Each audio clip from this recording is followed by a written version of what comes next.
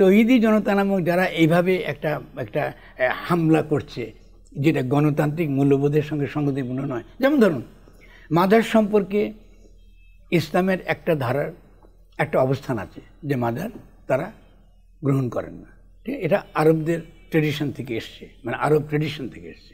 ইসলামের তো একটা ভিন্ন দু তিন রকম ইন্টারপ্রিটেশন থাকতে পারে, তার ইতিহাস পাঠের ক্ষেত্রে ভিন্নতা থাকতে পারে, কিন্তু একদল যদি মনে করে যে তারটাই সহি, তৎক্ষণাৎ সে কিন্তু ইসলাম থেকে খারিজ হয়ে যায়। কেন খারিজ হয়? কারণ মানুষ কিন্তু মৃত্যুর দ্বারা মরণশীল, মৃত্যুর সীমা আমার। আমি কখনোই দাবি করতে পারি না, ফরজ মজরে পারে না দাবি করতে যে আমি যা বলছি এটাই একমাত্র সত্য। আমি এতটুকু বলতে পারি এটা আমার মত, এটা আমার চিন্তা। আপনি যদি গ্রহণ পারেন গ্রহণ, যদি না করেন তাকে অ্যাটলিস্ট উই শুড ডিসকাস, যাতে আমরা একসঙ্গে বসবাস করি, মানে ভায়োলেন্ট না হওয়া। ভায়োলেন্ট তো আপনি যদি আপনার মতকে যদি আমি অস্বীকার করি হতে পারে, কিন্তু আপনি মত মানি না বলে আপনি যখন আমাকে মারতে যাবেন গেলে তো আমার মত তো আর চলে যাচ্ছে না, মত তো থেকে যাচ্ছে। কারণ এই পদ্ধতিটাই তো ইসলাম বিরোধী। আমি তো ভায়োলেন্সের কথা পরে আসছি, এটা তো অনইসলামিক কাজ। তাহলে যারা তৌহিদি জনতার এই স্লোগান নিয়ে সামনে আসছে, এটা তো ইসলামের কেউ না, এটা ইসলাম বিরোধী সত্য।